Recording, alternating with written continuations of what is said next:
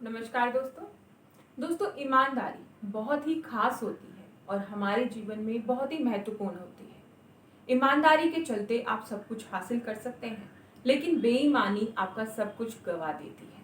आज की इस वीडियो में हम बात करने वाले हैं कि ईमानदारी से आप कैसे सब कुछ हासिल कर सकते हैं। दोस्तों, आज मैं आपको एक छोटी सी कहानी सुनाने वाली हूँ। ये कहानी ईमानदारी के ऊपर है। कहानी का नाम है ईमानदारी का फल। ये कहानी है तो छोटी सी, लेकिन इसकी सीख बहुत ही बड़ी और बहुत ही गहरी है। दोस्तों, एक राज्य में एक राजा था। वो राजा बहुत ही दयालु था, प्रतापी था, लेकिन उस राजा को कोई संतान नहीं थी। अब राजा की उम्र इतनी हो चुकी थी कि वो ये सोच रहा था कि किसी बच्चे को गोद लिया जाए, जिससे कि उसके वंश को आगे कोई वारिस मिले और वो आगे बढ़ता रहे, उसकी राजगद्दी खाली ना रहे। इसके लिए उसने पूरे नगर में ढिंढोरा पिटवा दिया, सारे में ऐलान करवा दिया कि राजा किसी बच्चे को गोद लेना चाहते हैं। तो बहुत सारे बच्चे वहां पर इकट्ठा हो गए, ये इच्छा से कि वो राजा के पुत्र बनेंगे, राजा उन्हें गोद ले लेंगे। राजा ने एक तरकीब लगाई। उसने हर एक बच्चे को, सब बच्चों को एक एक गमला दिया और उनको एक एक बीज भी दिया। राजा ने कहा कि 6 महीने बाद मैं तुमसे फिर मिलूंगा और मैं उस बच्चे को गोद लूंगा जिसका पेड़ सबसे हरा भरा और बड़ा होगा। जिस बच्चे का सबसे बड़ा पेड़ होगा उस बच्चे को मैं गोद ले लूंगा। सारे बच्चे अपना गमला लेकर वहां से चले गए। उनमें एक लड़का भी था। वो लड़का अपने उस गमले को ले गया अपने घर, अपनी माँ को दिखाया और उसमें वो बीज बोया और उसमें पानी डाला।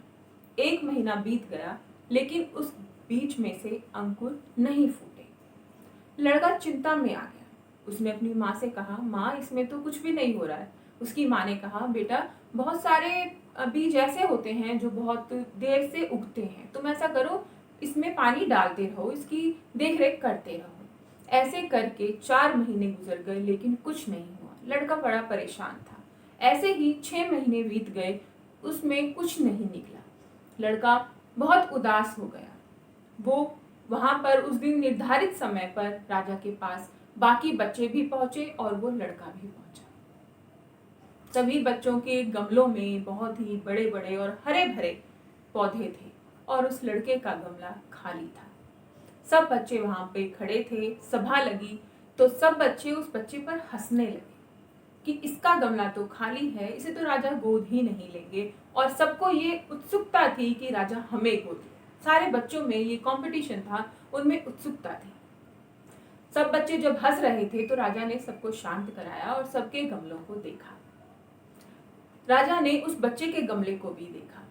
जब बच्चे हंस रहे थे, उन्हें चुप कराकर उस लड़के को अपने पास बुलाया। लड़का वहां पे आया और राजा से बोला कि मैंने बहुत कोशिश की, मैंने इसकी बहुत देखभाल की, लेकिन इसमें अंकुर नहीं फूटे। राजा को उस पर बहुत ही प्रशंसा आई, बहुत ही खुश हुए, बहुत प्यार आया राजा को, और राजा ने उस बच्चे को गोद ले लिया। बाकी बच्चे बहुत ही हैरान हो गए।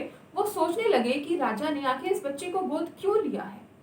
हमारे पेड़ सबसे हरे भरे हैं और सबसे ये इतने अच्छे हैं, लेकिन फिर भी राजा हमें गोद नहीं ले रहे हैं। तब राजा ने कहा कि मैंने तुम सब बच्चों को एक जैसे बीज दिए थे। वो बीज ऐसे थे कि जो अंकुरित नहीं होंगे। तुम सब बच्चों ने दूसरे बीज उसमें लगाए और जिन्हें बड़ा करके तुम मेरे पास ले आए। लेकिन इस बच्चे ने वो ही बीज बोया, उसी की देखभाल करी और उसी खाली गमले को ये मेरे पास लेके आया। ये एक ईमानदार और सच्चा बच्चा है, इसकी ही मुझे जरूरत है। राजा उस बच्चे को गोद ले लेते हैं और उस बच्चे का जीवन संवर जाता है और राजा को भी एक बच्चा मिल जाता है। दोस्तों, है तो छोटी सी कहानी, लेकिन इसकी सीख देखिए।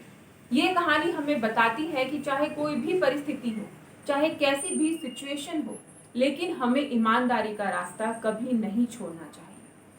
ये ईमानदारी किसी से भी हो सकती है। हम खुद से भी ईमानदारी कर सकते हैं, अपने काम से कर सकते हैं, अपने रिश्ते में कर सकते हैं, अपने रिश्तेदारों में कर सकते हैं। दोस्तों, ईमानदारी हर एक क्षेत्र में करनी चाहिए। जो इंसान खुद से भी ईमानदार नहीं होते, वो अपने जीवन में कुछ हासिल नहीं कर सकते। दोस्तों आशा करती हूँ ये जानकारी आप लोगों को पसंद आई हो। दोस्तों वीडियो के लास्ट में आपसे एक छोटा सा सवाल, क्या उस लड़के ने सही किया जो वह खाली गमला लेकर उस राजा के पास पहुंचा? क्या उसे वहां पे जाना चाहिए था या नहीं, या फिर बाकी बच्चों की तरह उसे दूसरा बीज उसमें लगा देना चाहिए था? अपना आंसर कमेंट बॉक्स में जरूर दीजिएगा।